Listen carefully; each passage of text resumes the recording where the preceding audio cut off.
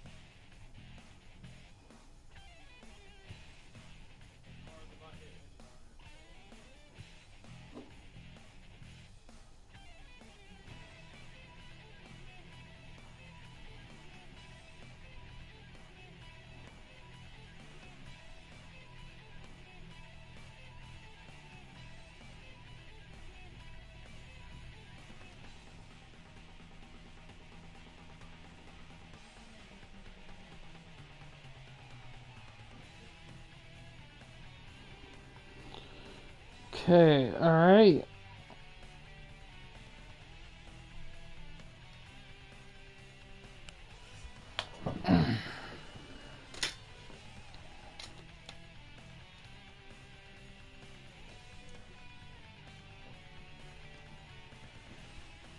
Alright, let's get this event started here. This event is it's an 8-match pay-per-view event.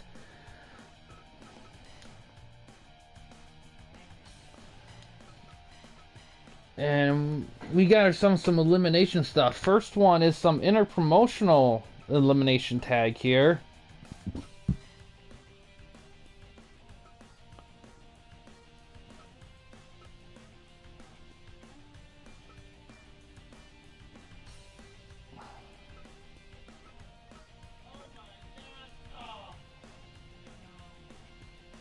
Man, D'Lo.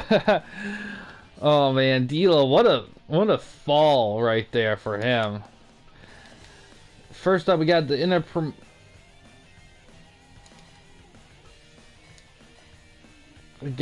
inner promotional team here.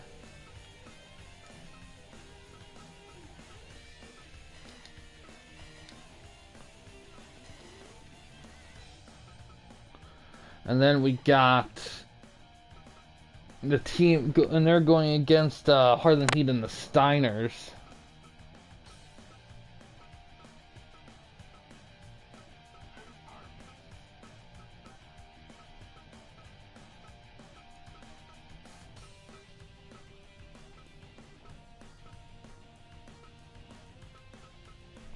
And Harlem Heat.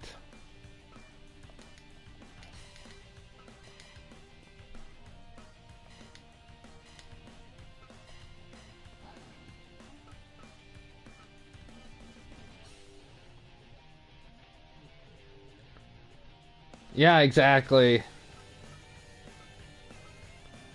Very interesting collaborate. Yeah, they're all WCW guys pretty much. That's funny. I didn't realize that. Alright, also, on future note, I will make this a rule, but for now on 4-on-4 matches, we'll now have a time limit of 45 minutes, not 30. And this is mostly due to the fact that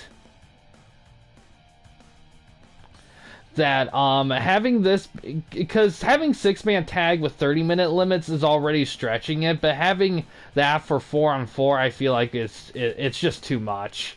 And it makes more sense to have it like that. That is true. And that does remind me, I do have to mess with the settings.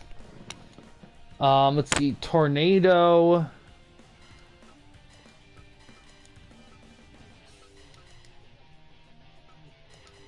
No DQ. No D. See, Tornado. On. Elimination on. No DQ. Yes, okay. Then it's all set then. Let's see how it goes.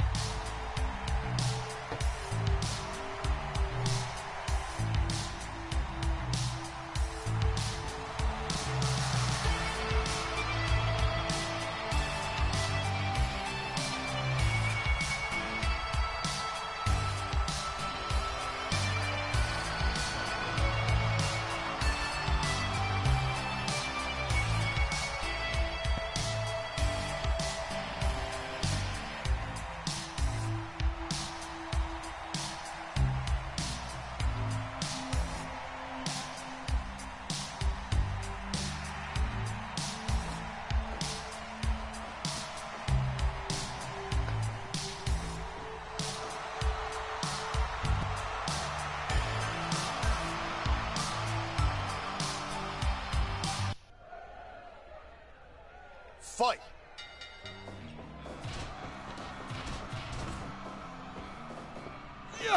Ooh, counter.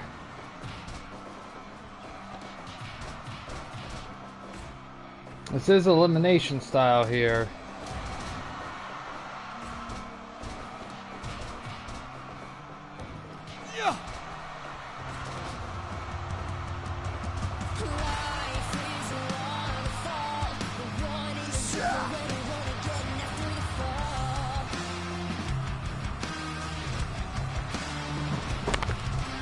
As for the rest of the card here, after this, we're gonna have a lot of cage matches.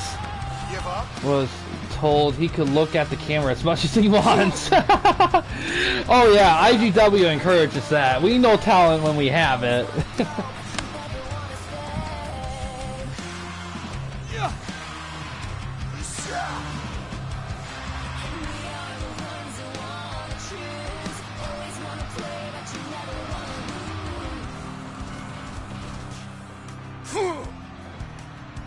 Give up? Rick and William with the double team, yeah. But after this match, a lot of cage matches. First, we got Jones going against Drods in the cage. Then we got Grayman against HBK in the cage. Then we have the debut of the PCCW Hardcore Championship. That's going to be fought over in a cage with Sandman fighting Raven. Then after that, the PCCW Championship will be on the line as Sabu defends against Tommy Dreamer in a rivalry match, of course. After that, we're gonna have an 8-woman elimination battle royale match as I forgot who's the champion, but the participants are gonna include some free agent ladies like Jade Cargill, Rhea Ripley, Becky Lynch. Then we got Liv Morgan, Alexa Bliss, Mandy Rose, Trish Stratus, Mercedes Moné. They're all going to be going for that title. And then main event, we got another match just like this. And that's going to be Edge and Christian and New Age Outlaws. They're going to be teaming up against Impact Players and Dudley Boys. Trish Stratus is currently champion. Okay, she's going to be defending against 7 other ladies. Give up? Elimination, of course, is pinfall or submission.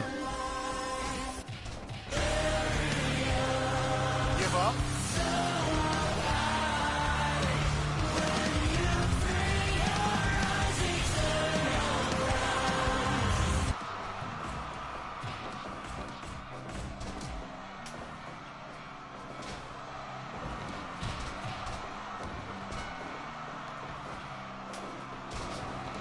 Thanks. I was hoping it would look solid.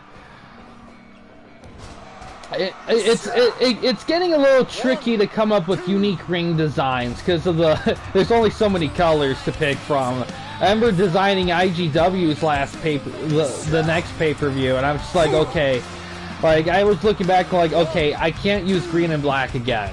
I keep using green and black, and it made sense from the pay-per-view name and everything. It's just I just don't want to get too repetitive with certain color schemes, but it's hard not to.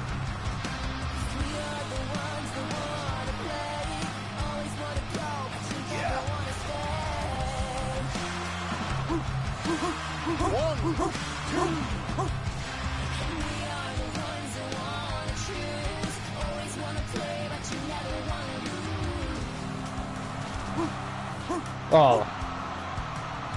Of course, if the team of, yes, custom turnbuckles. I don't get that crazy, but to be honest, I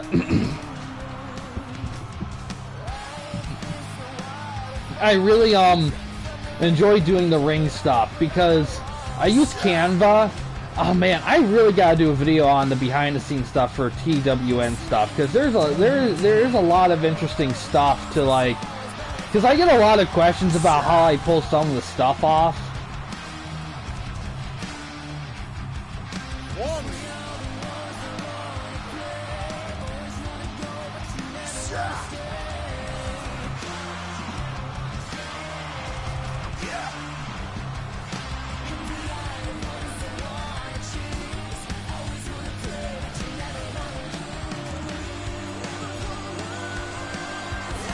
A bit there, yeah, exactly.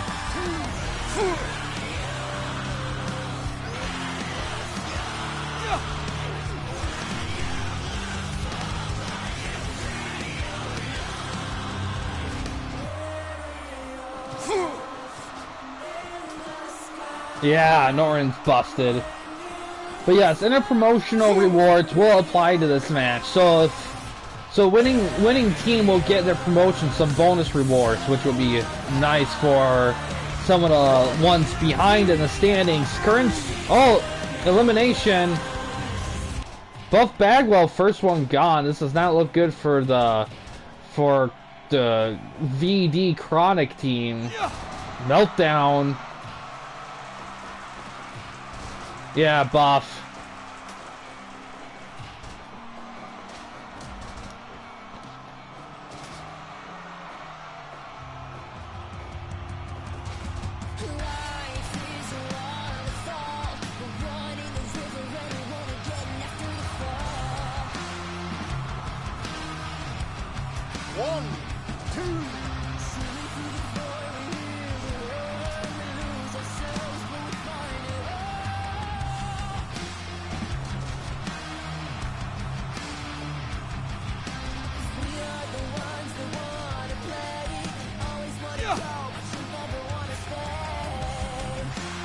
Oh! Booker T taps to a Dragon Sleeper. He's got it. We're evened out again.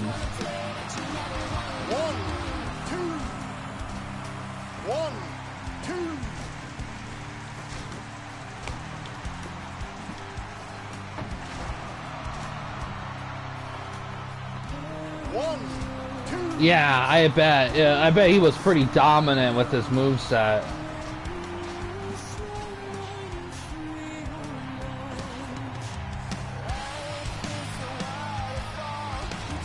Yeah, exactly. That's the thing, because I think the way I set it up for my pay-per-view, because I have a couple tag elimination stuff too, I think I set up the exact same way you did. I have to double check. Oh, look at that right there from Rick. But I was hoping it wouldn't, and it's a shame because I like the idea of having top rope elimination for the Bull Blitz matches, but it went way too dominant, way too fast.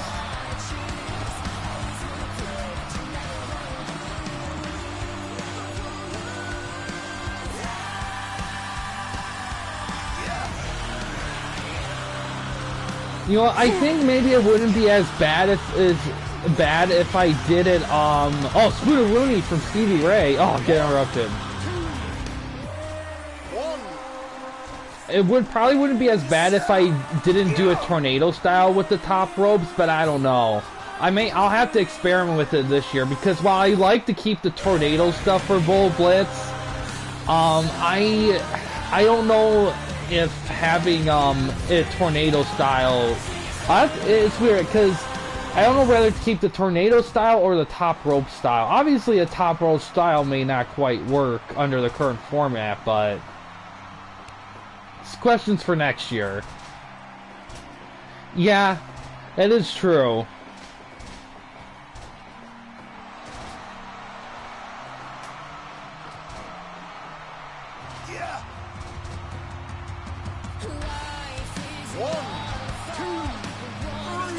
Oh! One half of Chronic gone. PCCW team has the 3-2 advantage.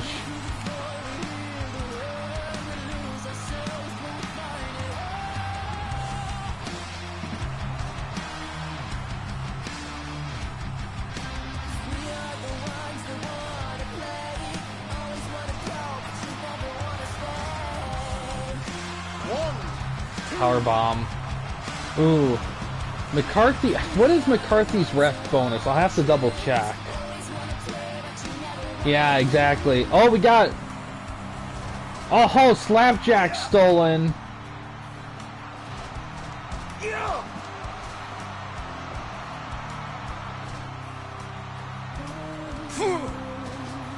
Ah, okay. Flash breaker on Rick.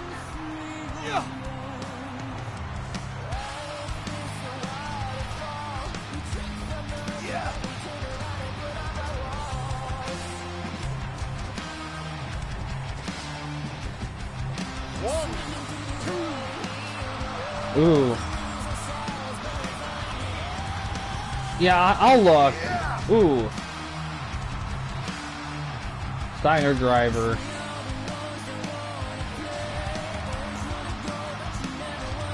Power bomb.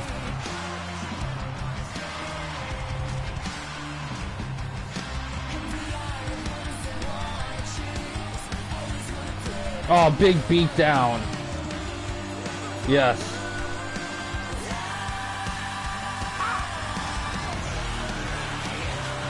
He is very tough.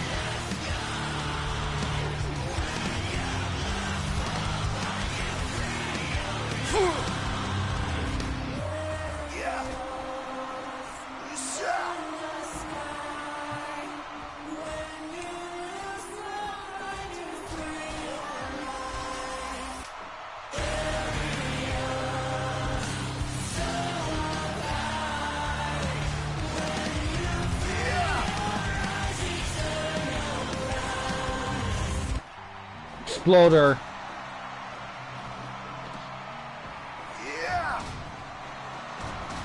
Power bomb. Uh-oh. Oh, Chronic's done. It's down to Norton. Norton is a 3-on-1 disadvantage. I don't know if he's able to do it, in all honesty. Scott had to fight off some of the members there.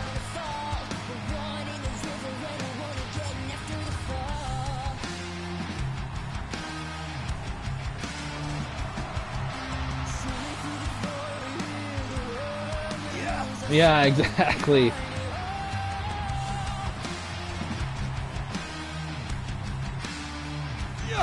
Ooh, knocks him out of the ring.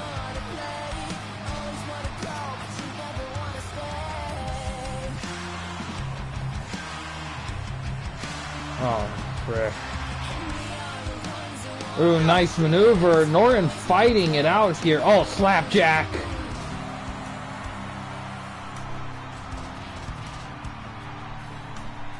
Oh yeah, definitely. There's a reason why he's called the Vicious and Vicious and Delicious. Oh man. It's kind of ironic that the one guy left of that team is the only guy that got an elimination.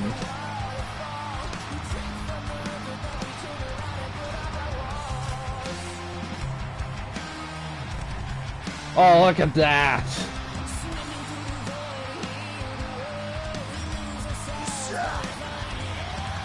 Just double team moves across the whole ring. Finally a cover. Oh, Buff causing a distraction. Wow.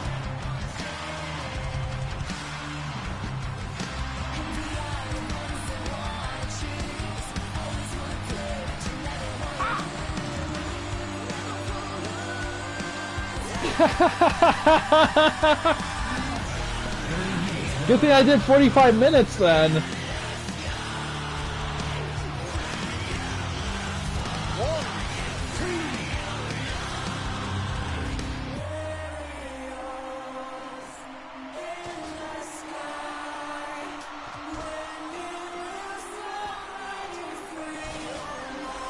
That's because frickin' Stevie did an inverted atomic drop.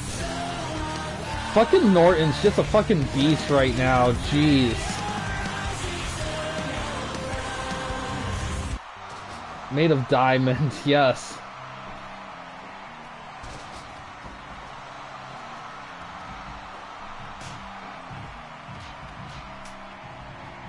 Frickin'...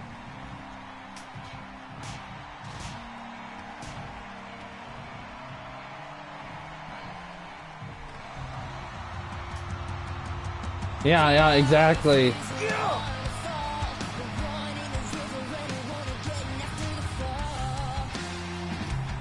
He really needs to get back in that ring.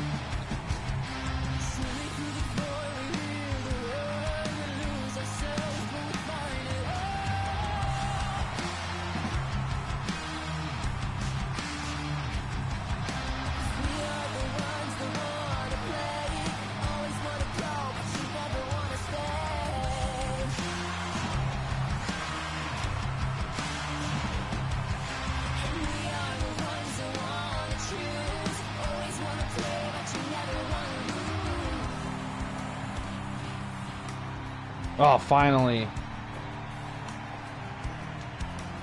Oh, man. It's so hard. Finally, Scott goes for a cover. Oh, my God. Oh, Buff causing another distraction. Jeez.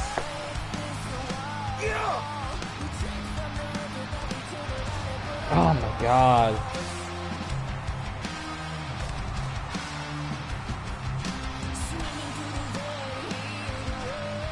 Yeah.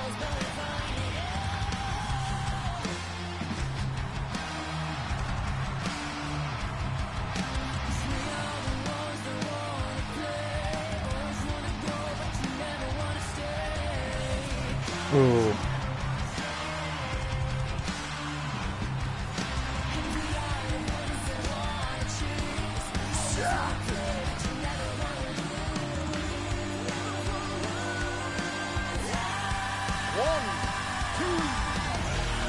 Oh my God.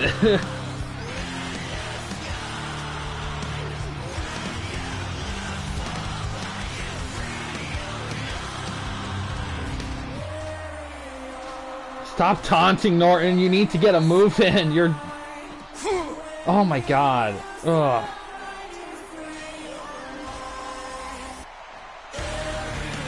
Of Unbreakable. Yeah. Oh, more. Oh, he can't see the submission.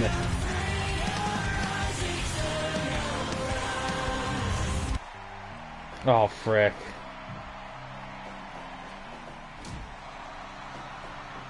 Yeah.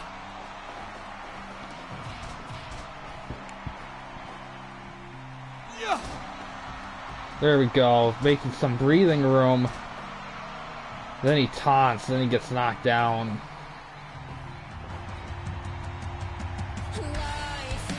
Oh man, look at this. Oh, Steiner DDT. Oh, his neck is just...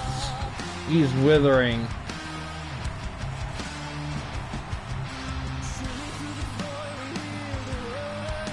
Shit, we may get a time limit.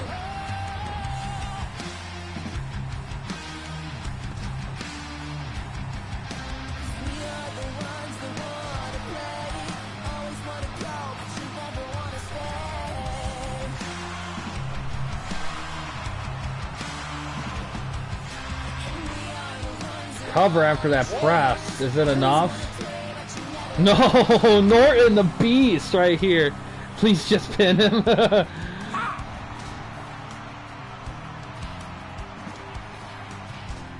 Man. Buff really helping him out too. What a great job, like.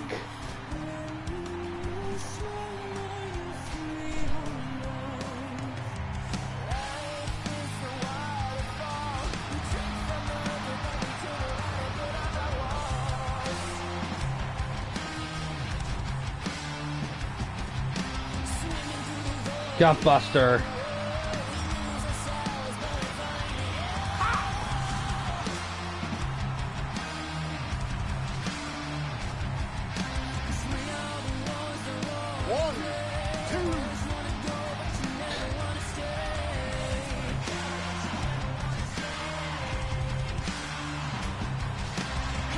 Man.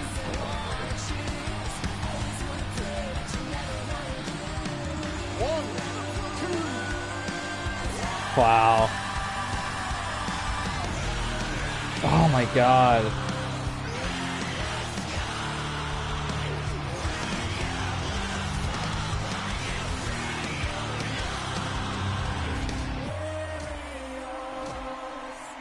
Yeah, thanks. Oh, Buff causing another distraction.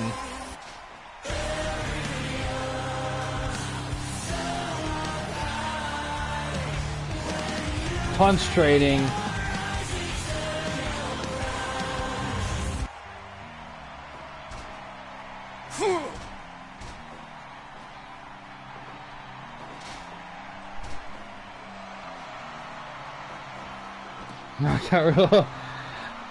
The only way I could really do that if I just crank criticals up to high, and even that can be a little more random. Oh man, this could end in a draw here. I didn't plan this.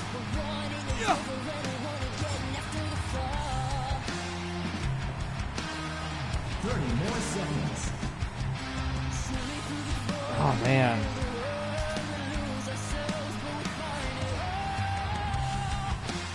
Seconds.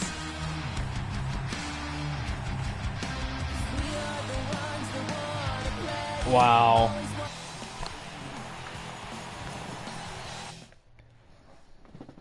And on to something with over the ropes. Wow. I understand why they gave that one an 81 though, because it was a lot of that match was just 3-on-1 shenanigans. But Norton, my God, like. That's like, hey, let's how do we make this guy a babyface? This is interesting because it looks like it didn't count the eliminations; it just counted it as a draw. So I think we're just gonna go with that. And so because of that, both during interpromotional matches, if it's a draw, both teams get equal rewards. So, thanks to Norton, SCW and IGW is going to get some popularity points and credits, but PCCW will get some as well. So, what an opener. Good thing you made this an 8-match event, because it's going to have the length of a 10-match event. Alright, now we got some cage match action here.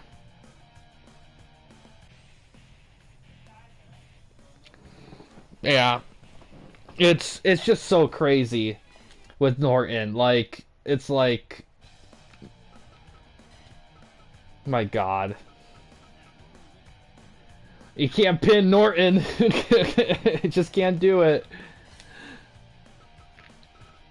I don't think the ref was knocked down during that. I didn't see it.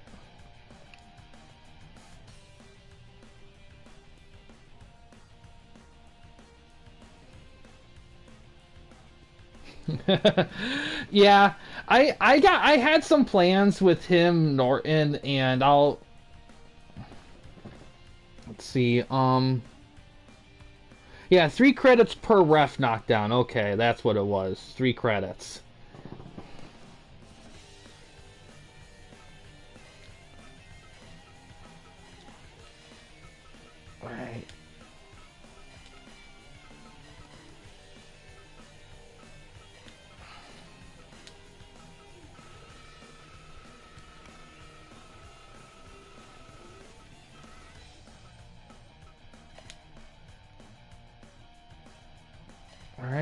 Jones against Draws.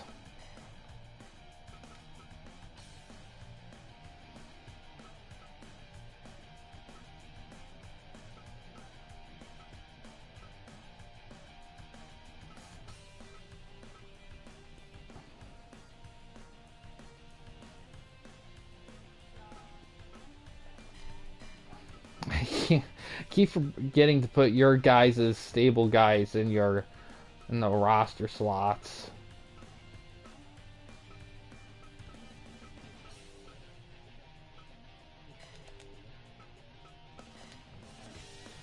All right, let's see how it goes.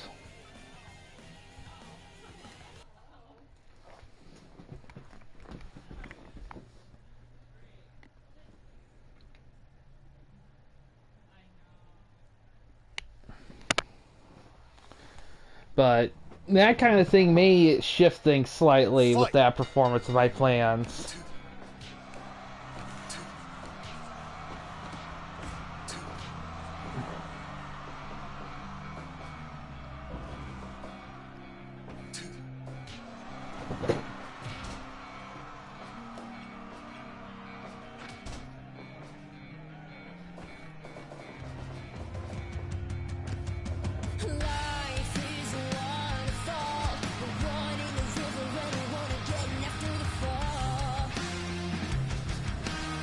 Give up? Yes. Yeah, this is definitely a part of it here.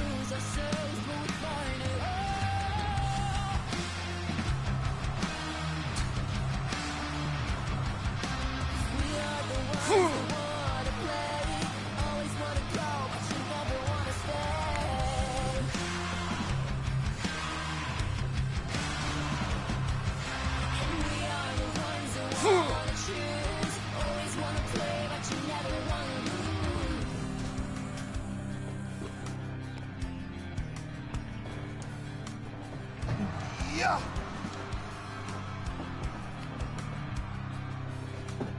Yeah.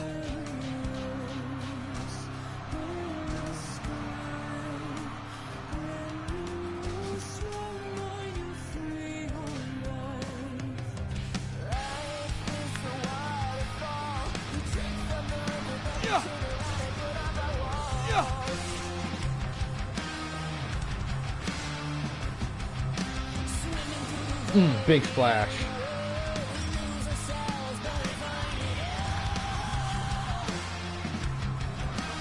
Break. Yeah.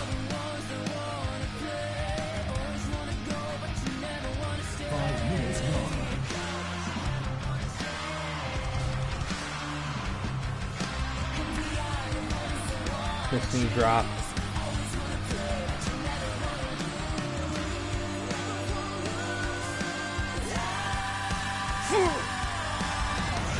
New Jersey nap time.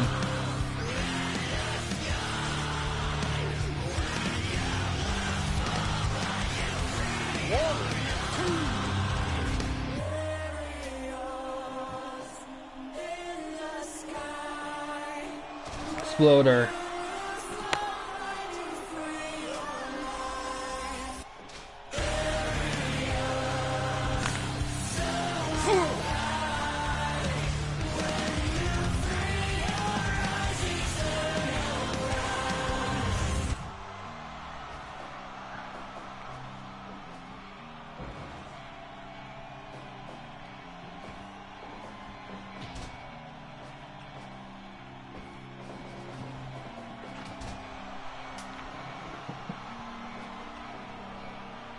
This much show indie.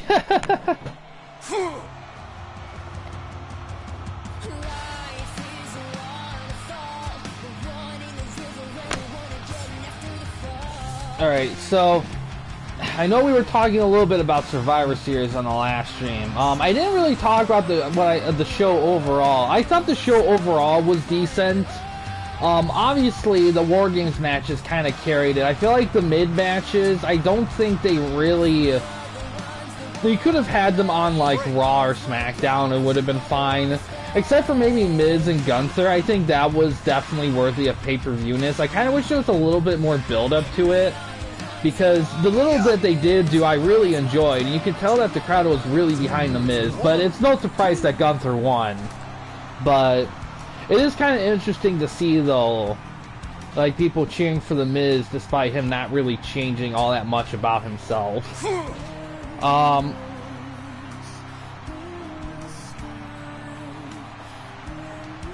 Oh, snowplow. 1, 2, 3. Jones with the win. Interesting. Regulators. Regulate any stealing of his...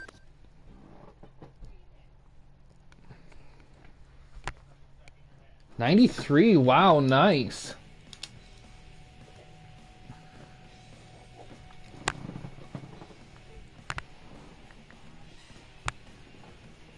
Now we got Grayman and HBK.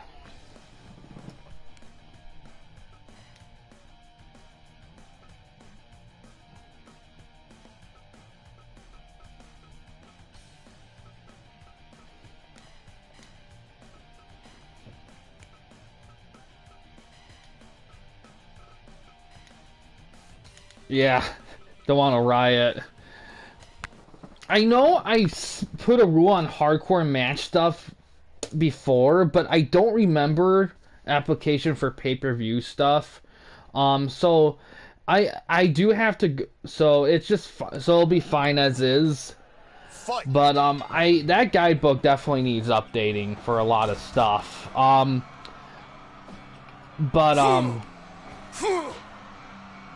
Yeah, it wasn't applied to pay-per-views, I don't think.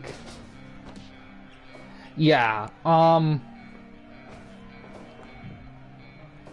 but yeah,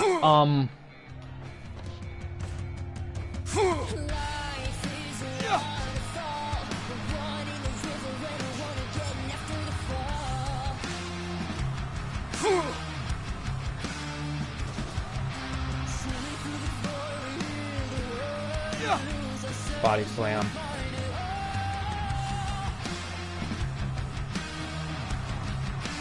One.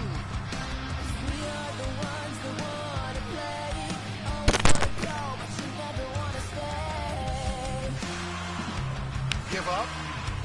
Give up. Oh, the bell lock there.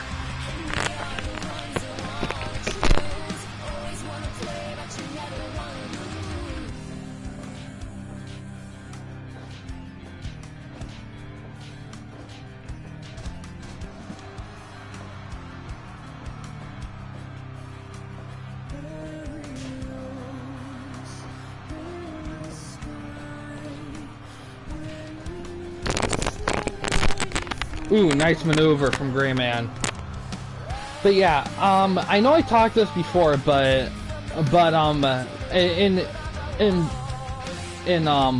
preparation for next season, just how it's gonna go is there's gonna be 11 promotions. 2 new ones are joining next season right now at this moment. I am gonna add another one, and Hank is going to add one as well. There's going to be 11. And how it's going to go is we're going to bring back divisional play, but popularity points will still be a thing. So it's going to be 2 divisions of 4 and 1 of 3. If we get another promotion someone wants to add, they'll go in that other one. That's the Neo. And each division will have like a developmental league, and how that's going to be determined is we're going to host a draft between the 3 drafts where everyone picks guys they want in their developmental thing, and all the guys that get picked for those things will go into those things. Now, to make things interesting, there will be special belts, special quote-unquote belts that's going to be in there, but you won't know who's going to have the belts, and all of it's going to be driven by that. and also when you guys host indie events, when each promotion hosted one at the first level, they will be compared, and the best one will get bonus rewards for that division. And that'll apply every 1, 2, 3 as they go.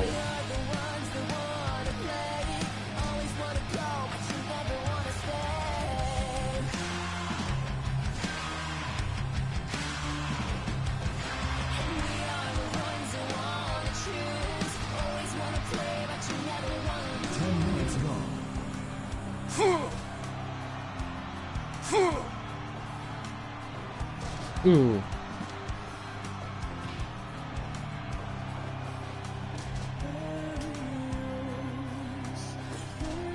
Ooh, nice maneuver. Yes, the trick though is you guys are going to be the ones that have to put them together. Now, how I'm going to divide divisions is going to be based on participants in terms of like guys who are driven to like host those kind of events. So I know, like, for example, like I know LGC has hosted those in the past. I know I have a little bit. I know there's other guys that could. So it's gonna really, the dividing of the promotions between the 3 divisions will be dependent on a couple things. One, active participation in certain areas. I want each division to have at least one guy that has the extra time to be able to do those extra things like indie shows and stuff like that. And also the big thing too is an owner can't have 2 promotions in the same division, and each owner will be allowed a max of 2 promotions. So, for example, Star Fox's TWL's promotion is going to be in a different division than SCW. And how it's going to work as well is, for playoffs, the top 3, of course, will make it, and then there'll be 1 wild card promotion. So it'll still be the top 4. It's just going to be divided up differently. And I'm kind of doing like that because I feel like because we do everything based on representation base, it kind of feels a little weird to like have so many, to have promotions kind of quote unquote kind of just, you know, I mean, we made the top 4 so that like top promotions have more of a chance of like winning the thing since they did the best during the season. But at the same time, there are a lot of promotions that get close to making it but don't quite get there. And I kind of feel like, and plus I have been noticing this season, it seems like the same promotions have kind of been stuck where they're at. There hasn't been a huge shift, and I kind of hope with making the divisions there'll be a lot more chaos in terms of like sneaking in there and not sneaking in there. Ooh, nice maneuver.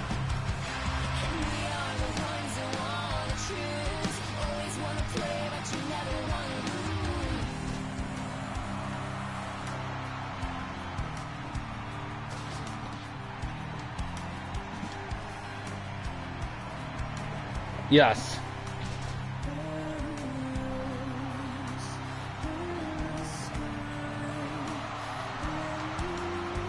Rayman might be in trouble here. Super kick! Doesn't go for a cover, wow.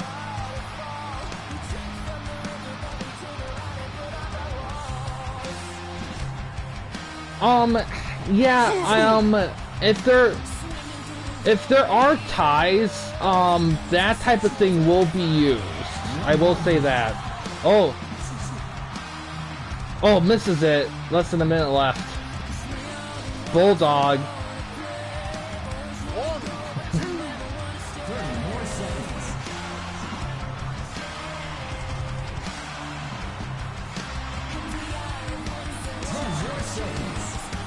Oh, cover. Oh, right under a second. Wow.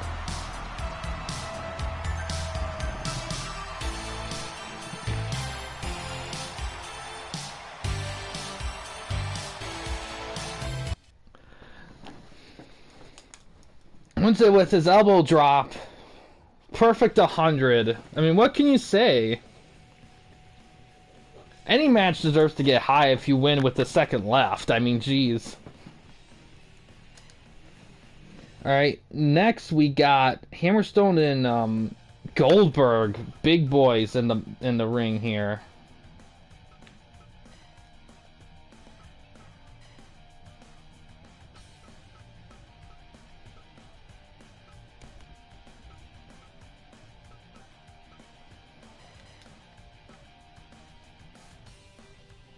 Yeah, I get ya. That does remind me too. I know, in terms of roster counts, I flirted with this idea in the past too, but it seemed like people were kind of against it. But I think right now, if promotions are gonna be more and more promotions are getting two promotions, two brands, whatnot, I do think it kind of does warrant maybe like having like hard like roster limits on promotions. Because, for one, I feel like, now granted, when I say that, the amount will be where everyone is less than anyway, so no one's gonna have to really worry about cutting guys necessarily. It's just based on the shows we do with pay-per-views and the 6-match, the 8-match, the 10-match, and everything. There's only so much room for a certain amount of guys. Like it doesn't make a sense for a promotion to have 40 or 50 guys with the amount of shows we do. It just doesn't make sense, and I don't think anyone's going to be getting there anytime soon. But because I feel like signing has slowed down a lot in the last season and a half. Yeah, exactly.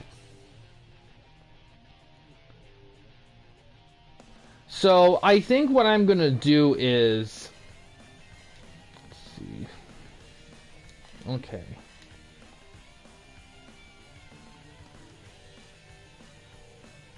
Okay, good.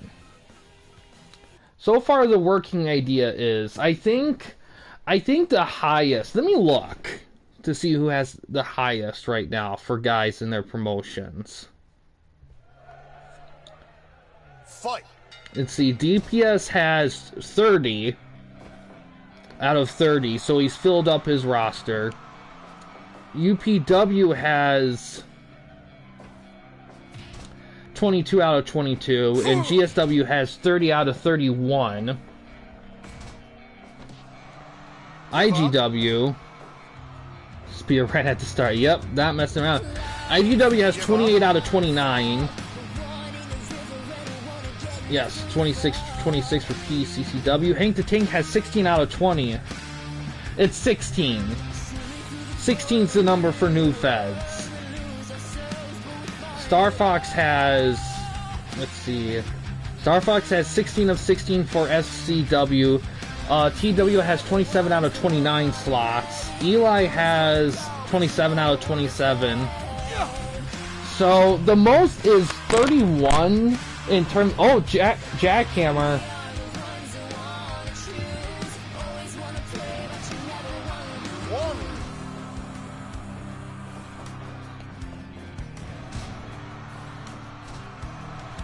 Give up. But 31, but he only has 30. So I'm thinking probably the new limit is either going to be, if I do go with it, yeah, Goldberg likes to get guys worn down quick. I'm thinking the new limit, it could be 30, but I might have it at 32. Yeah, with the women's division. 32. And the other factor too with that is that I feel like at some point with the way wrestling is, you're only going to keep guys for so long before you kind of run out of stuff for them to do, and you kind of decide you kind of want to like make room for new fresh faces, just like real life, where there's points where you're just like okay, I've done as much as I can with this guy, I need to find someone new. Give up. And plus you got the Hall of Fame stuff.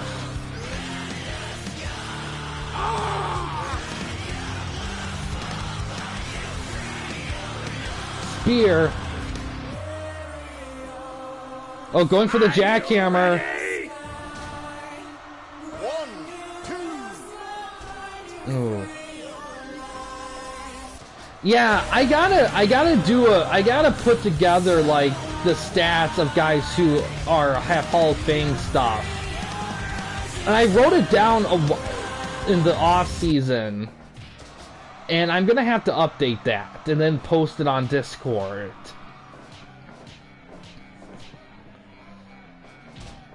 Edge and Christian could. I forgot. They were very close last time, I think. I don't know what they were missing.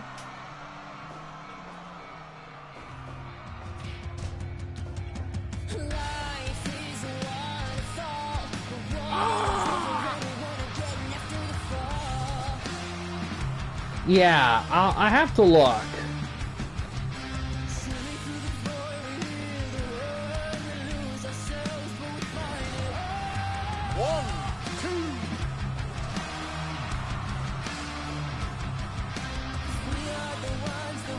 Yeah, that could be it.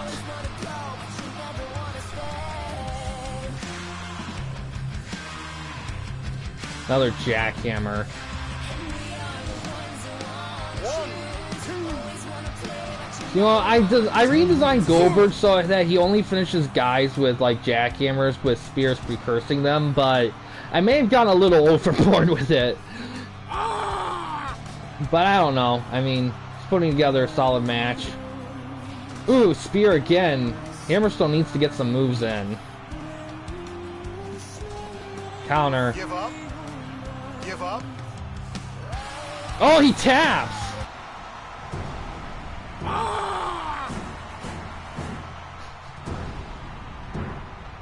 Well, the jackhammer's pretty protected, I think, for the moment. Spear has always been a setup move. It's kind of weird nowadays it's a finishing move, which is okay because it is a devastating move, but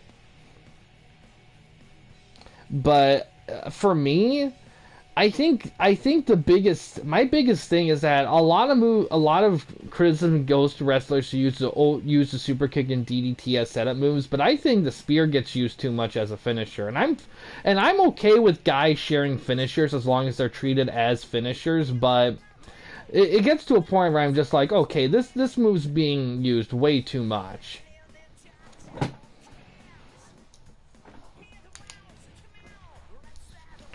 $72 for that one. Goldberg gets the win. Hammerstone just couldn't put anything together. Now we got hardcore title match debut here. Before I do this match though, Grayman, do you want the hardcore title to be tied to any specific match type, or treated as like a normal belt and just used for any match type with stuff adjusted off screen?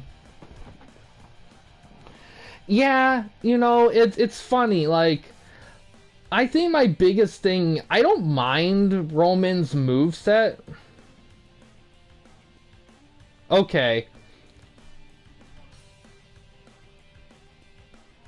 Okay, that's fine. I just wanted to be super sure before I do it, because the thing with this game is that if you decide to change what match it's tied into, it will erase all the history of the belt. It's very weird. Oh shit, why did I change that? He didn't have to exit out of that yet. We still got a lot more shenanigans here. Since it is... Oh yeah, okay. So Raven and Sandman. Hi Star Fox, just in time for the Hardcore Championship match. The first ever one for PCCW's new title. No,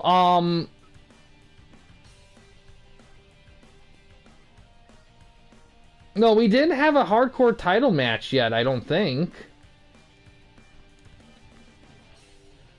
You know, it's kind of funny, Sandman's the TWN champion and Raven's the TWN hardcore champion, so...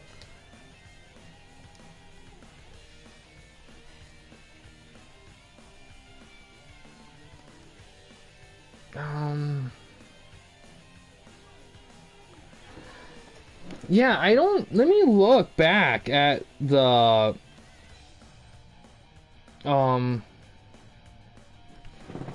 your booking.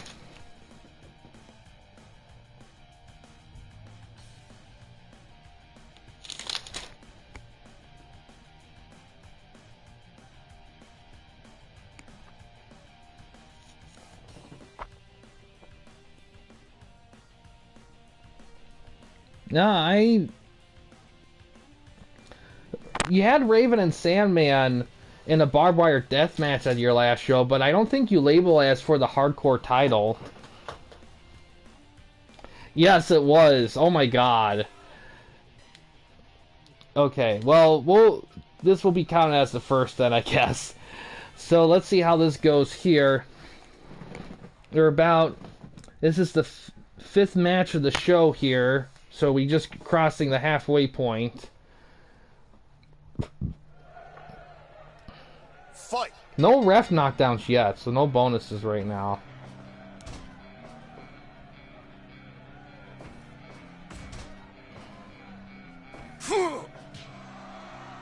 Rivalry match? Okay. I know you had them face off against each other a lot, but I wasn't but yeah, this will be marked. Oh, okay. Did I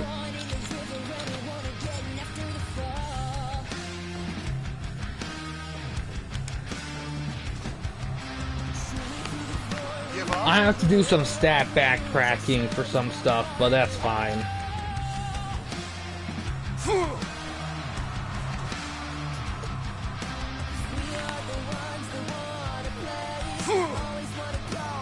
You dumbass.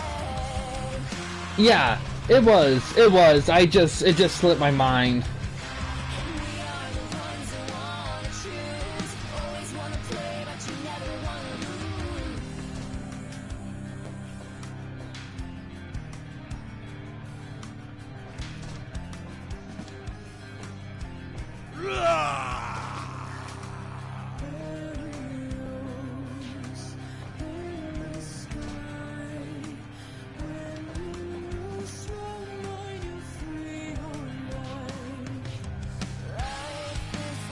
Yes, it will be. I know I mentioned before about revamping the rivalry system. That's still going to be a thing. The working way of next season, and the working way of doing it, trying to think, is pretty much how it's going to work. I know I said before it's going to be like minimum 3 within the season, and then you can do more after that within the season if you want to. I'm trying to think how else. Oh, White Russian Leg Sweep. I think I'm also gonna limit how many rivalries you can do during the season, because I want there to be like trying to think.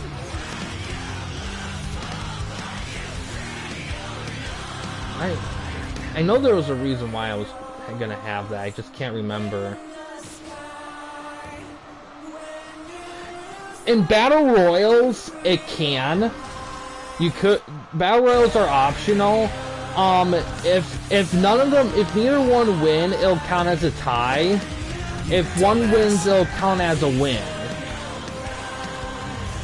for one of them. Let me see here.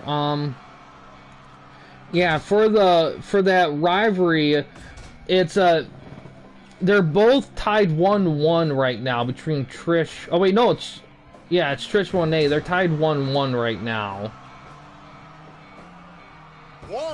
So this would be the third. Oh, okay. Yeah, I can do that. That's not a big deal.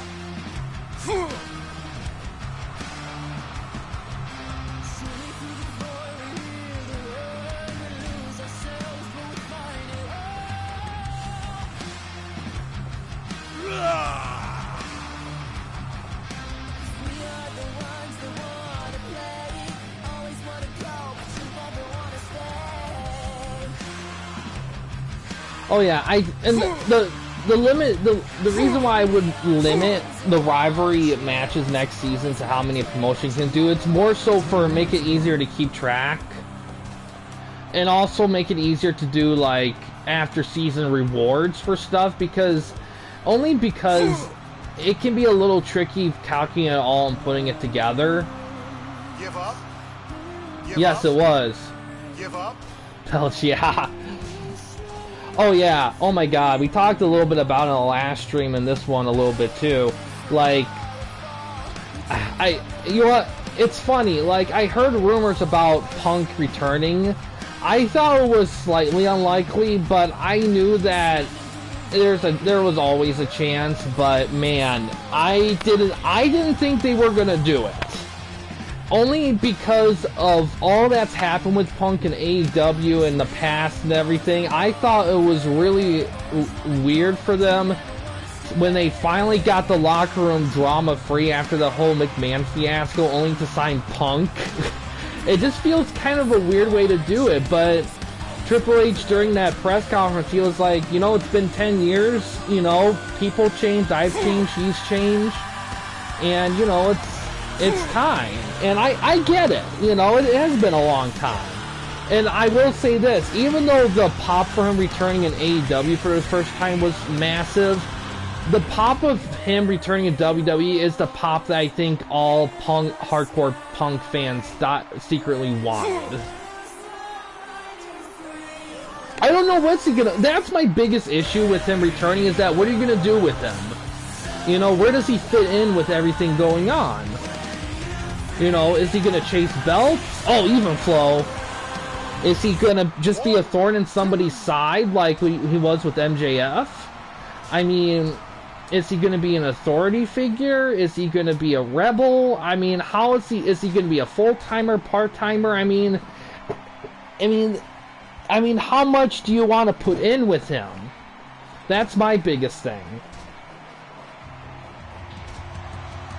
Oh yeah, totally. And here's the other thing too.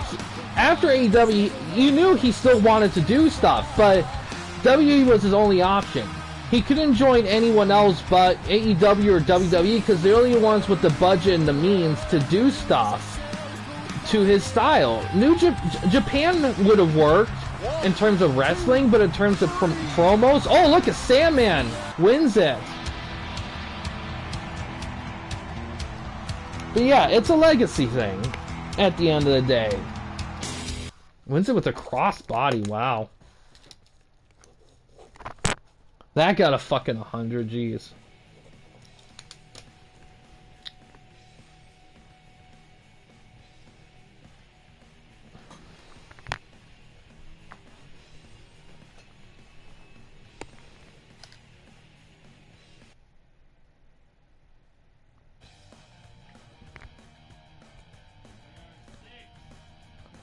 Next match, Dreamer and Sabu in the cage.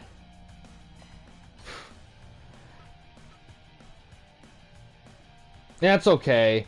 At this point, I think...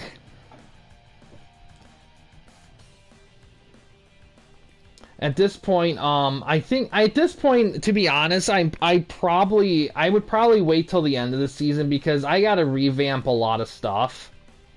And those kind of things is going to be one of them, especially in the writing department of it.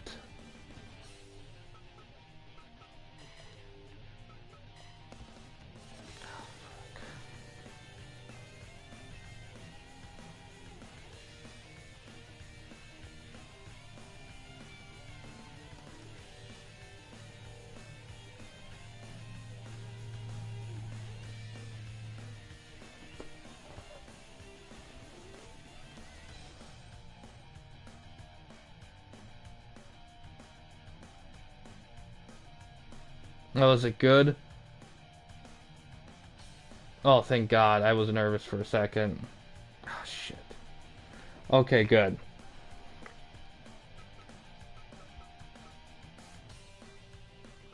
Yeah.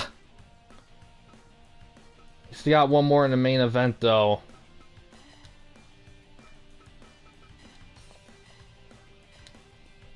See how this one goes.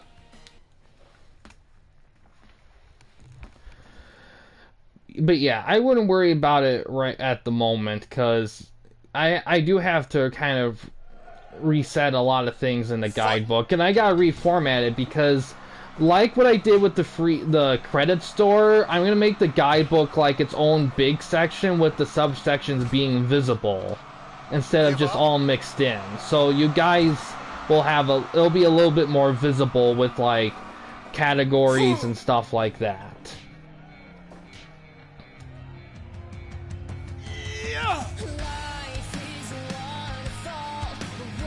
Also for rivalries next season, I'm gonna actually implement multi-man rivalries, like three-way rivalries and stuff like that. That's gonna be a thing as well.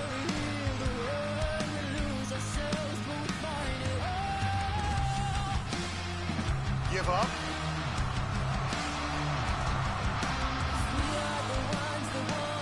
Also, I think a big thing next season too is, yes, a big thing next season too is, like, I think you will have to pick, like, if you have more than one rivalry, like, qualify for representation, I think you will have to, like,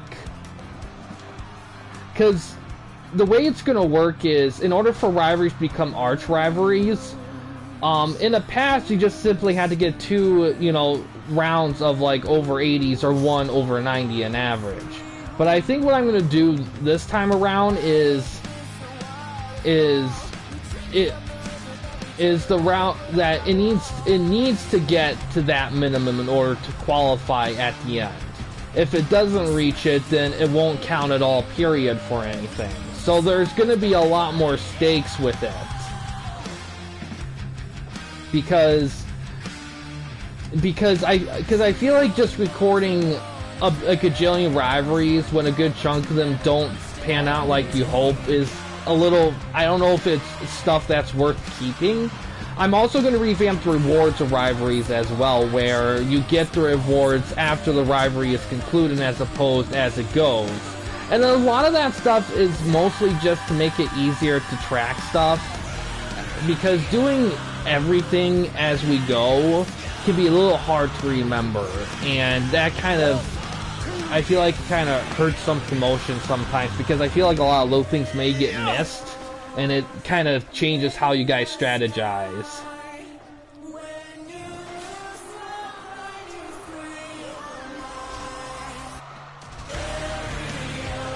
Yeah, I could do that as well.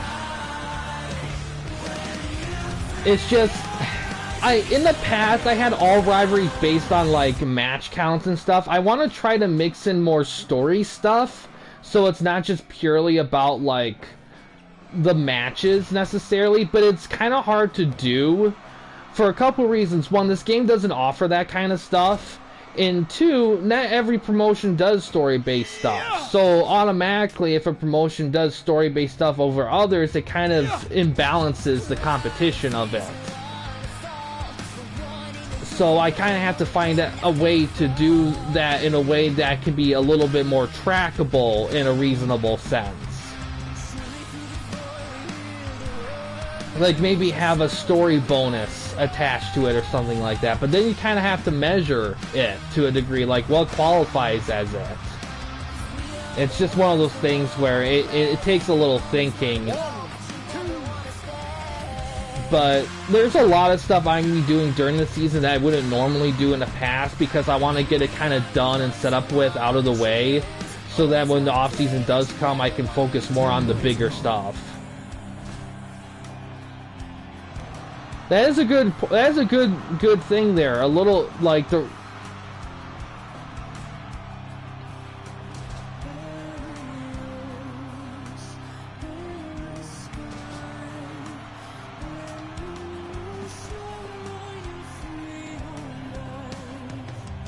Yeah, for every spin will count as a bonus point for the story. And then when the rivalry ends, oh, Sabu retains.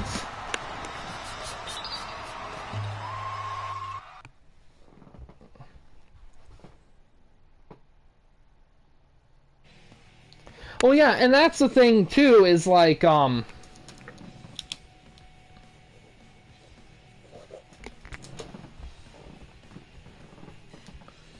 is that way, because I also want, instead of doing like the rewards based on stats, I want to put like rivalry rewards like for the season stuff, like season rewards based on more of a vote. So if the matches don't get as high evaluation, but if there's more stories tied to them, so that way it evens things out. So if the votes between like a rivalry that had like 3 matches in the 90s, but there's no story, but a rivalry that has 7 matches, but the matches are like in the 70s and 80s, but there's story attached to it, you can vote in between those. So that'll definitely be something I will incorporate next season for sure. Tommy, yeah. Yeah, that's that's interesting. That kind of makes you wonder how he would do against HBK. All right, now we got that Battle Royale match here.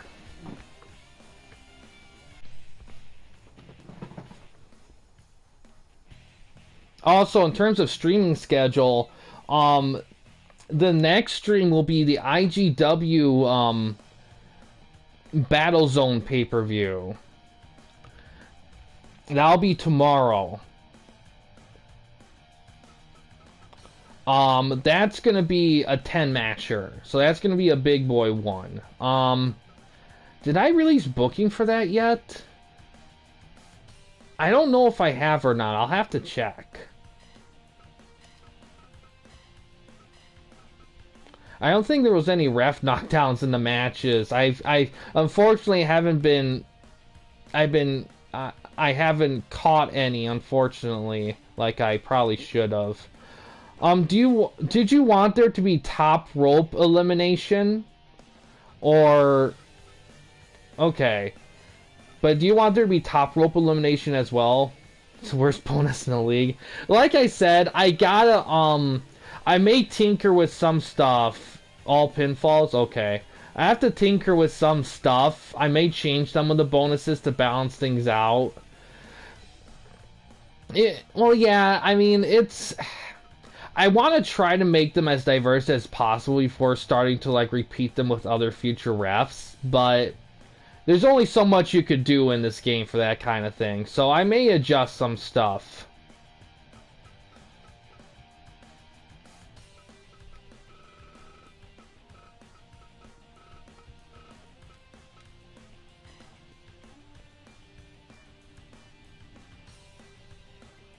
Okay, there we go.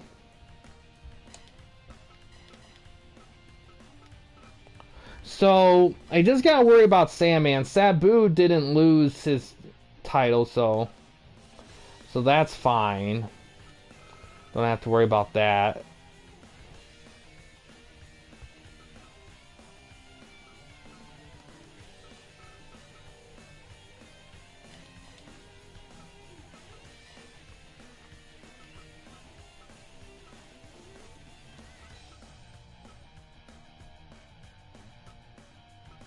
I've also thought about maybe attaching bonuses to the managers to give them some individual value. But I'm not quite sure yet. I actually know I am sure to do it. It's just I don't know how much of it I'm gonna get intense, because I don't want the bonuses to be complex to a point where I have to like really study the match to see them, but I don't want things to get too repetitive, because I want there to be like a little bit of a desire to get specific refs and stuff. If I have too many refs and managers that have the same bonuses, then it kind of decreases the value of getting a specific manager. But I may do the manager bonus in the off season, because I'm already doing a little bit during the season. Like I said, I'm doing more during the season than I normally would, but that's only because I want to make sure I don't make the off season too chaotic. Where's the woman's? There it is. So I know Lynch.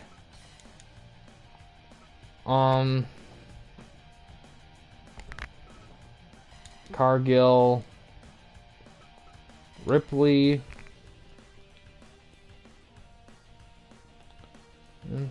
Liv. Okay.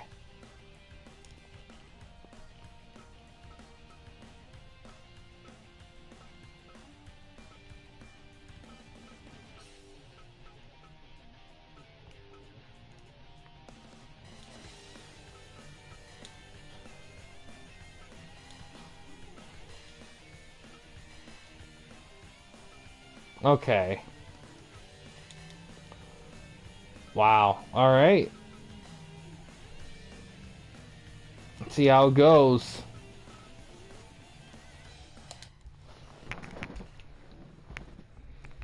But I did update the credit store prices. Those won't take into effect till week 5. So it's all OG stuff right now.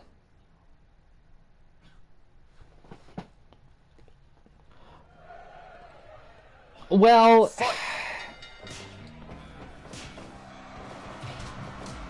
no, well, what happened was, what was it? It kind of was a confusing thing because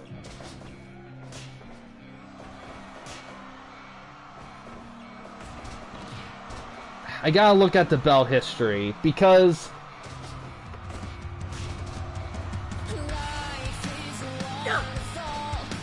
I believe what happened was there was some confusion and Trish did have it, but then she lost it to Monet. Yeah, it was confusing. It was kind of a mess.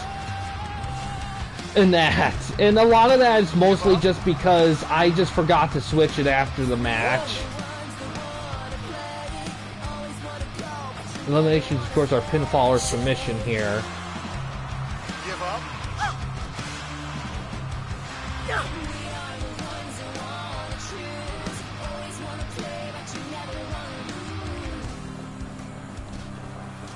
One.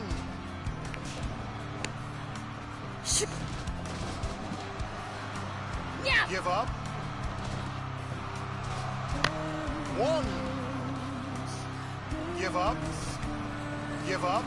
Give up. Yeah, but I think a lot of that, it depends on the women wrestlers, I think, because a lot of women wrestlers, their movesets aren't, it's because women's wrestling kind of took a bit to evolve. There's a lot of women wrestlers whose movesets are a little bit on the limited side.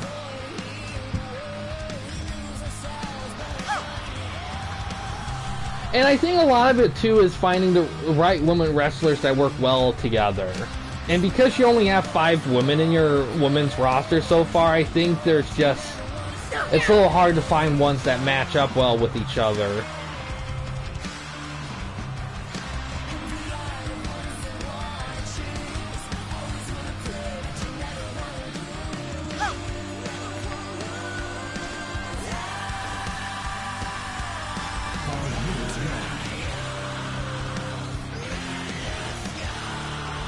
Give up.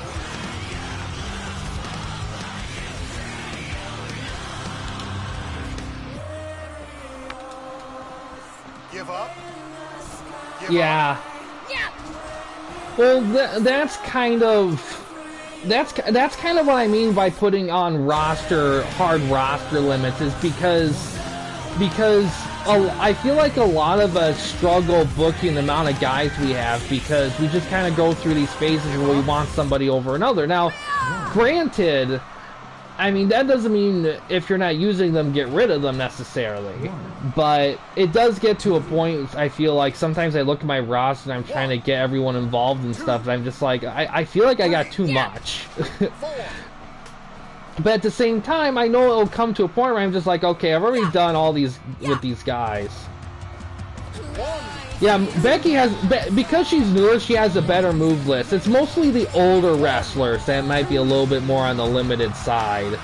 Like, even though Alexis Bliss is new-ish, she's still kind of part of that era that was just starting to diversify themselves a little bit. 5, 6, 7, 8, 9, 10, 11. But yeah, for my new promotion, I'm definitely gonna have a women's division because I do want to try to get the women's wrestling part a little bit more active, because right now, in terms of women's wrestling, it's really you and Eli that's kind of carrying it a little bit. Because the trick with doing women's wrestling at TWN, yes. Because the problem is, one is there's the amount of women's wrestlers we could put in is a little bit on the limited side. already into. Like, a lot of promotions, like, they got a lot of other stuff going on, like tag teams or cruiserweight divisions, and there's just not enough room right now for the women's stuff, just because, like, there's only so many. Because a lot of the big name women are already taken. I mean, if it wasn't for Eli doing his thing, I probably wouldn't have a women's TWN women's division, in all honesty. Give up. Give up. Give up. Break.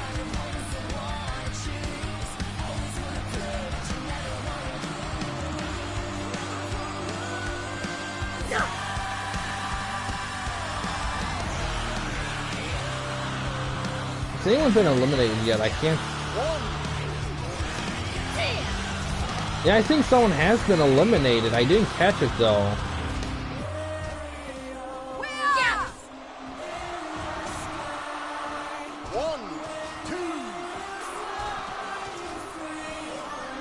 No, I don't think anyone's been eliminated yet, no. No one's been eliminated yet, I just miscounted. 2, 3. 1, 2, 3, 4.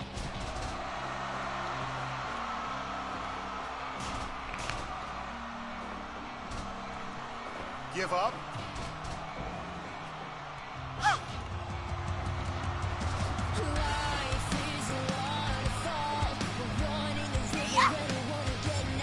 Yeah, you see, and that's the thing too, like, if you want to do story stuff in this game, you really gotta look at what's going on with your roster during the matches. Because I remember one time in YWA, I catered a whole rivalry around frickin' Ben Christian getting a tornado DDT from Heretic Ninja during an elimination match at ringside after he was eliminated. I mean, that kind of stuff, like that, you can do a lot if you look into the matches and what happens. Oh yeah, I remember, there was a lot.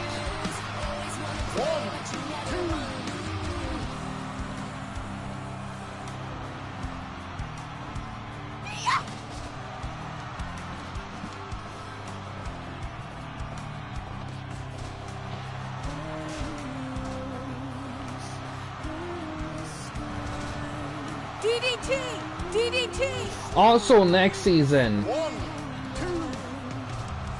I'm gonna have a new for original wrestlers.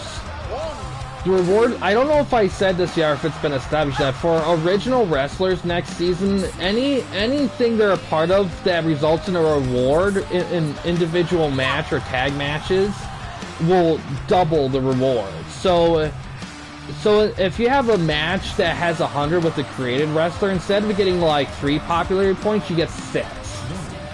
So a lot of that too is also to kind of encourage the use of created wrestlers, because I do want to create this sense of like new guys coming in and developing and going up, even if they're not guys that, oh, we got it, Rose is done, down to 7. Because even though if they're not guys that are being controlled anybody, if they're pure CPU guys, well, it's all up to the promotion. Because I know with TWN's always been a real world wrestling focus, and that's fine. I just want there to give people a reason to do original wrestlers in their promotion.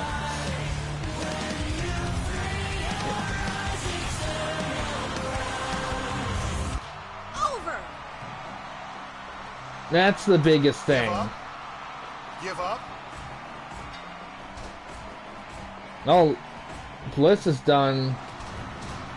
Or is that Liv Morgan? They kind of blended in a little bit.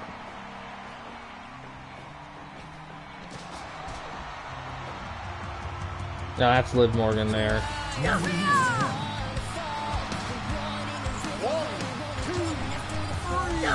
Oh, there she goes, down to 4.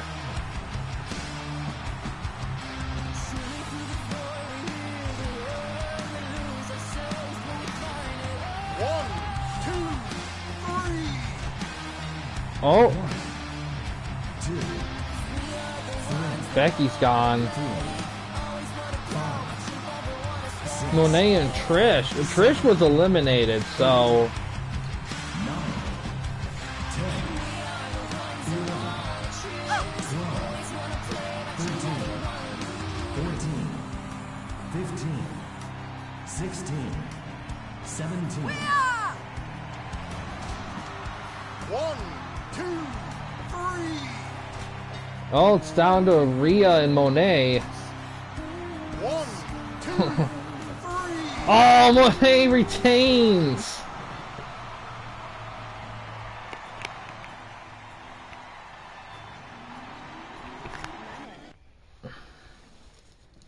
You just dominated everybody.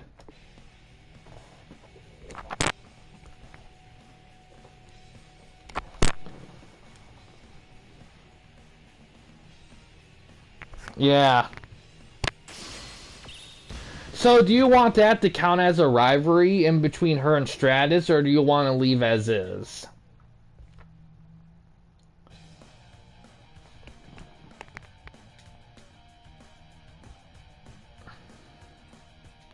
Well, and I think why the pay-per-views also moved fast, considering how we began, was also the fact that we, like, pretty much all the 80% of the matches had no entrance segments. Okay.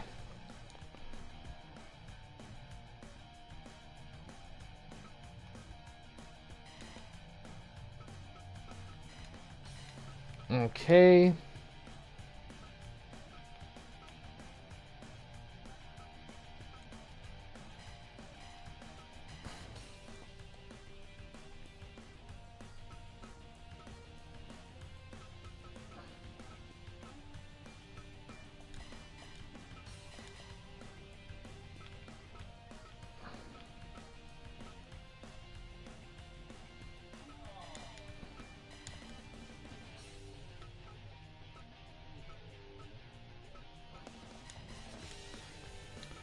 Then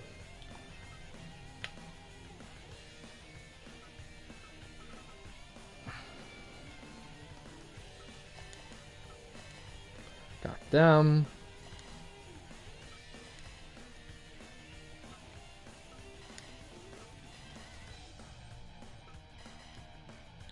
All right.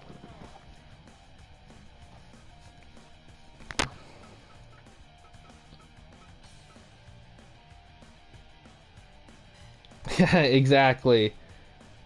Oh man, yeah. I'll leave it as 45 minutes for consistency, but hopefully that doesn't become the case again.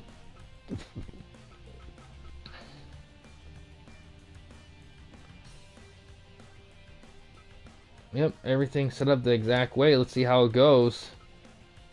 We're at the hour and a half mark exact.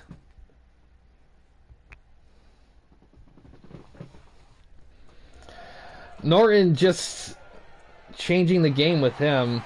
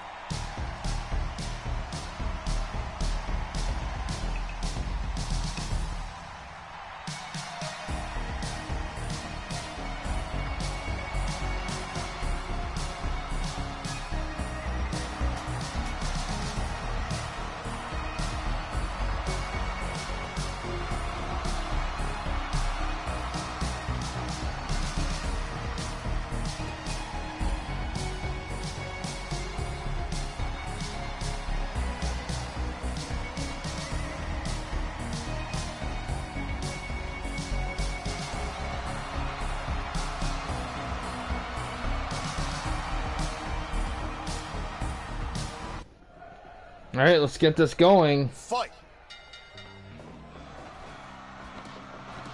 Ooh.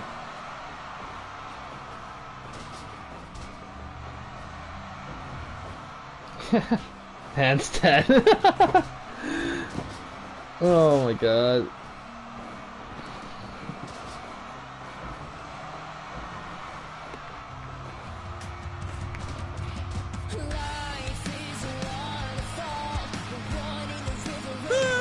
But yeah, the credit store, starting week 5, with the price updated, like, pretty much everything has been increased by a decent amount. And the biggest reason why is because a lot of the promotions have a lot of credits.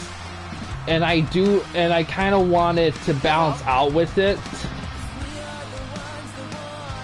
First minute. Oh. However, I will say I'm also gonna update the reward wheel. That needs updating. I'm also gonna have the belt rewards be different too. That's a planned thing as well. I gotta all that stuff I plan on doing during the season, because that stuff let me look.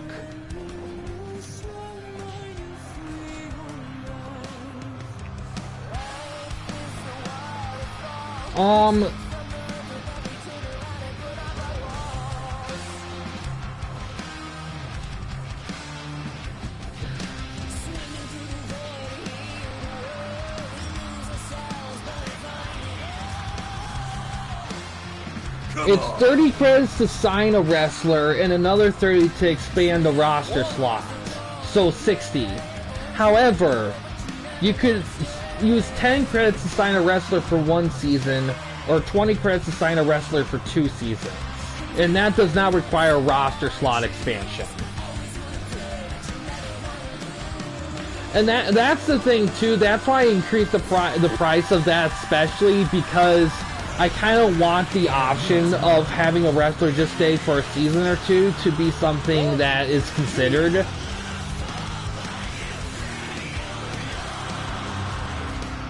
Yeah, and the thing is too, if you want a wrestler for more than 2 seasons, then you might as well sign them to a full-time contract. That's the thing there.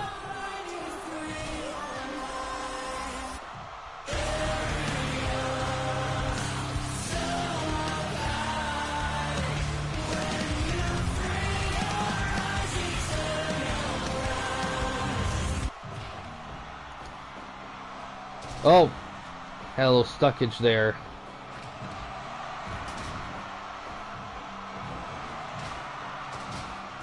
Okay.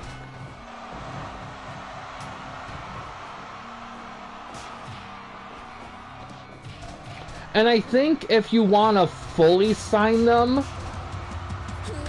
point hardcore. I don't know if I have this written down, but I think if you decide to sign them for full time, I think you just paid the remainder of what you signed them for. So if you sign someone for 20 credits and decide you want to keep them full time, you just do another 10 credits.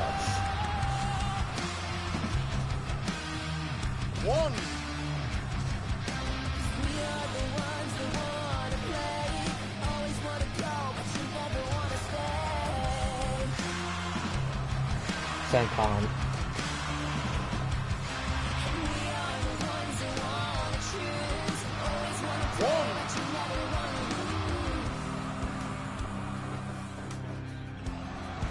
A big thing too is the battle royal function, instead of having it be like based on amount of participants, it changed to a flat 10 credits. So even if you want a 3-way to an 8-way, it's all gonna cost the same.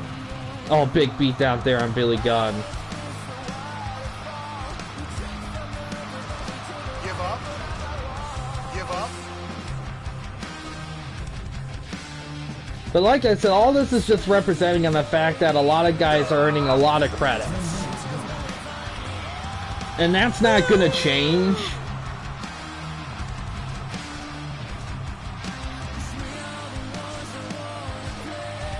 Yes, exactly.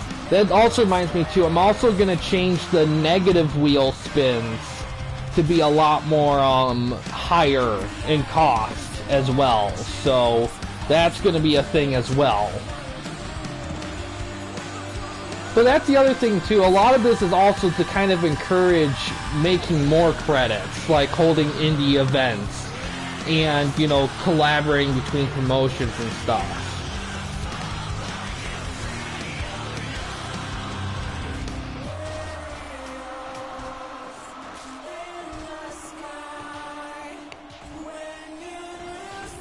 Come on.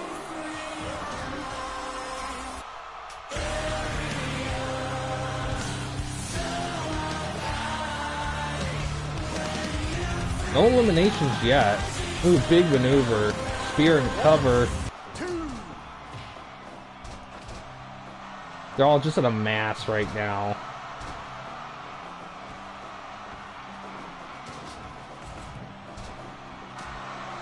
Famouser.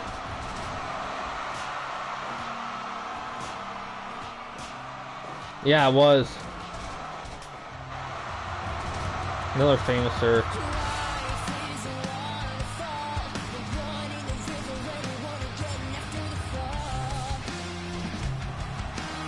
You know, it's funny, actually. Let me look here.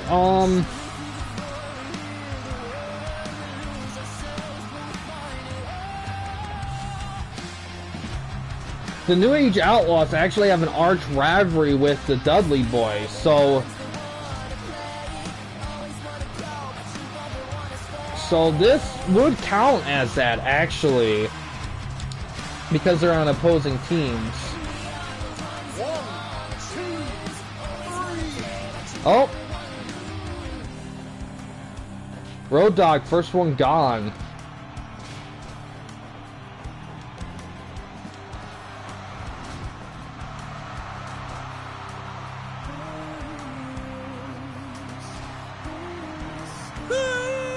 It's hard for me to notice because it was so chaotic.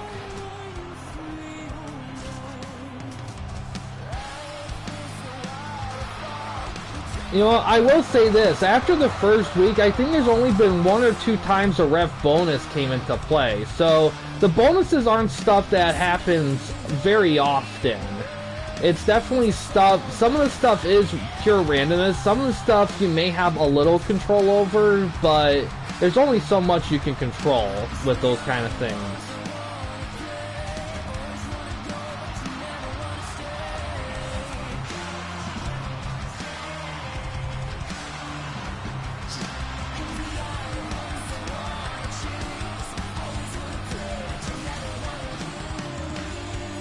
We're 75.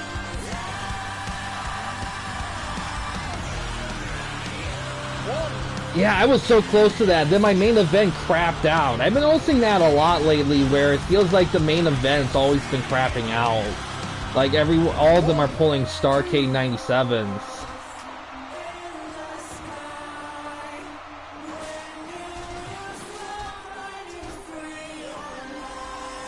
Super kick, cover. Ooh, Edge gone. It's down to 4-2. This is not good. The other team's down to Billy Gunn and Christian.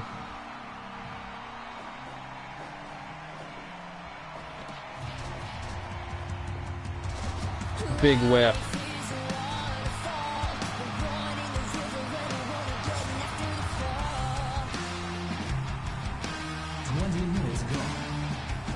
Yeah. Oh.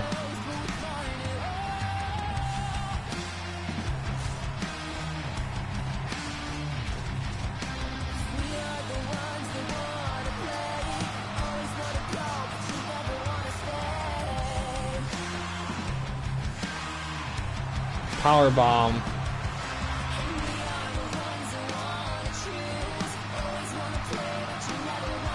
Fast count, ref.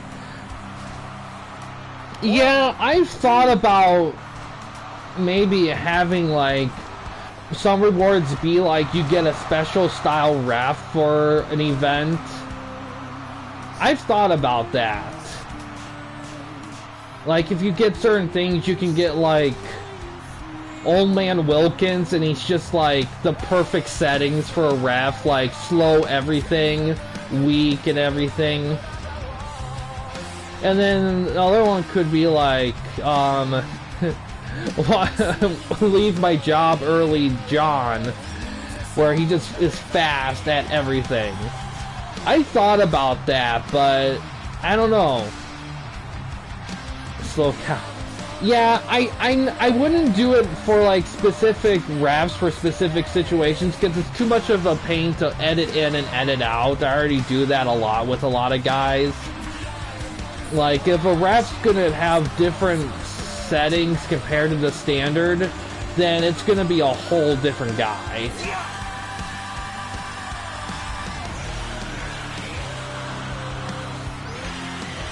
Oh, distraction, man.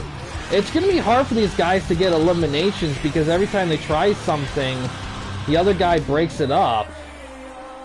Backslide, but there is a distraction, but it doesn't matter. Come on.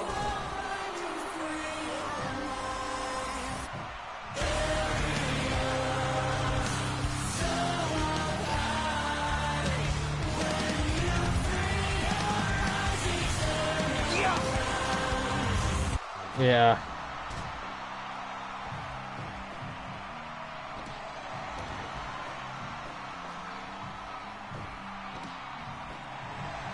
Bubble bomb.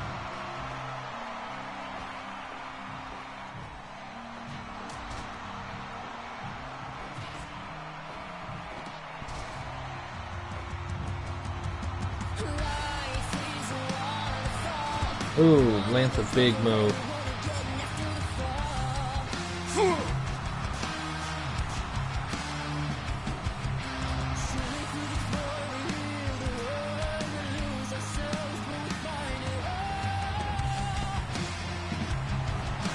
Ooh.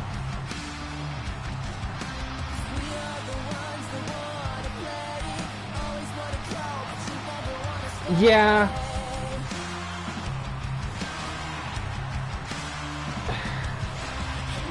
Yeah, you'd really... I feel like in order to make this very competitive, I feel like there's a specific rule set you have to follow, unfortunately, for tag eliminations.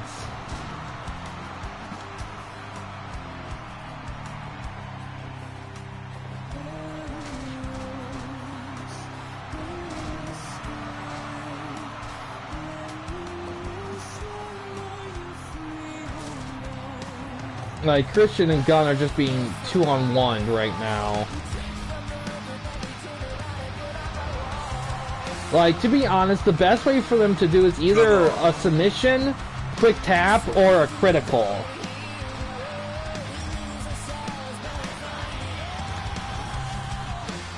Well, the problem with SWH, you can't do tag matches in SWA. That's the only thing there. You could do over ropes, and the matches would end quicker, but the quality might not be there. You could experiment with over ropes if it's not tornado. That could make a difference.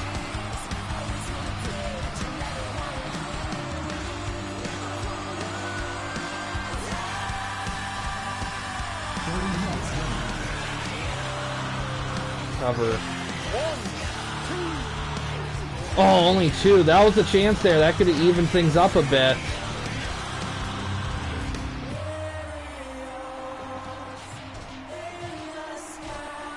Man, if that went to 3, that would have changed the game. Oh, wait.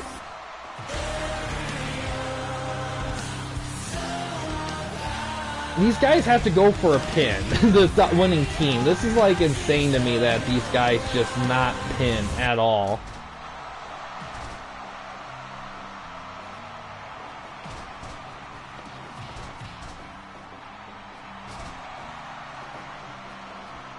But distraction, that's the big thing there is the distractions.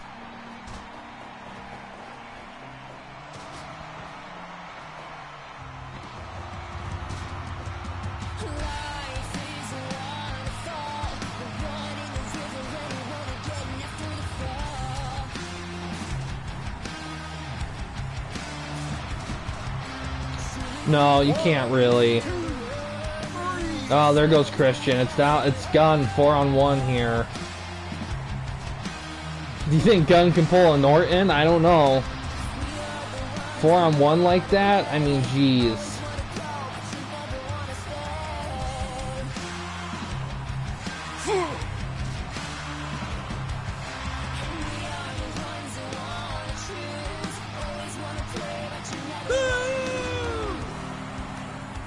Gunn has asthma.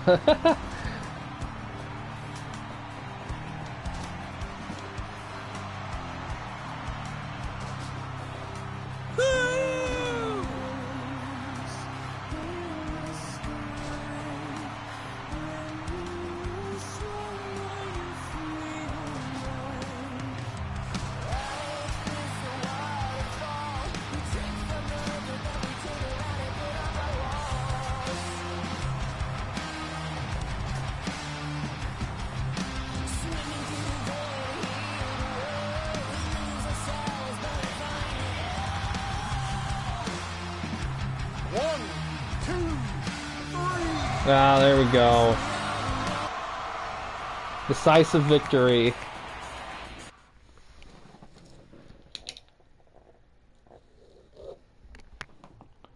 $85. Yeah, well, because I'm going to do something similar to this, I'll probably experiment with some of the settings to see if I can get better results. Because I know right now with these big elimination matches, where I know we're all trying to find the right formula, so things are a bit more competitive. Survival season. Yeah.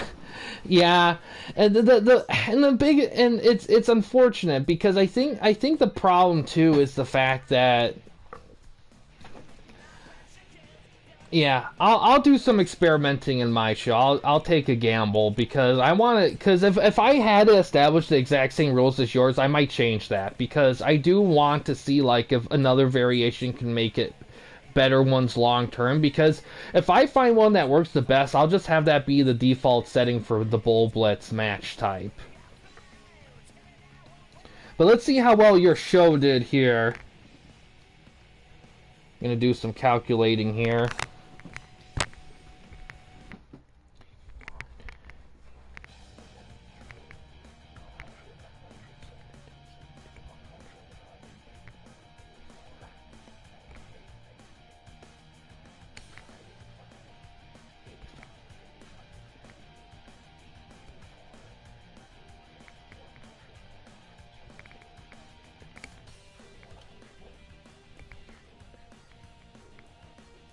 So 7.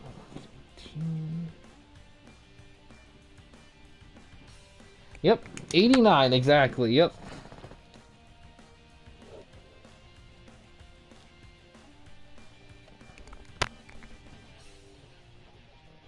Solid number there. I'll have to see where it goes on the standings for that. But yeah, awesome event here. Had some big matches. Have to do some calculations on rewards and profits and whatnot. I do have IGW coming up tomorrow. A pay-per-view tomorrow for IGW Battle Zone. I don't know if there'll be more than one stream tomorrow. Actually, I know Star Fox said he wanted to do a SCW pay-per-view, so I'll have to wait on that.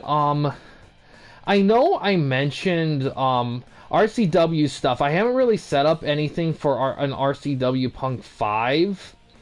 I haven't set anything up yet. I could try to squeeze the setup in for that tomorrow, but I don't know. I kind of want to take a minute on RCW stuff, let stuff breathe a bit, and then kind of resume a little bit. So, I don't know. Tomorrow may be a one-stream event. However, if somebody wanted to do an indie show tomorrow, I could possibly squeeze that in, as well as the IGW event. So, if people want to try to do that, just let me know. Outside of that, I think that's gonna do it for this specific stream here, guys. Thanks for watching. In case you guys wanted to chat with anyone at the Campy Company, didn't want to use the YouTube comment section. Nice. No, because the way it's calculated is 89.1, so it wouldn't round up. No problem, Gray Man. But yeah, outside of all that, though, thanks for watching, guys. In case you guys want to chat with anyone at the Campy Company, you didn't want to use the YouTube comment section, we do have a couple options. First one is we have a Discord channel. You can find a link to that in the About page / About section of our channel. We also have a community tab in our channel as well. You can access that anywhere at any time. But yeah, guys, thanks for watching. Please subscribe and like the videos, and have a good day.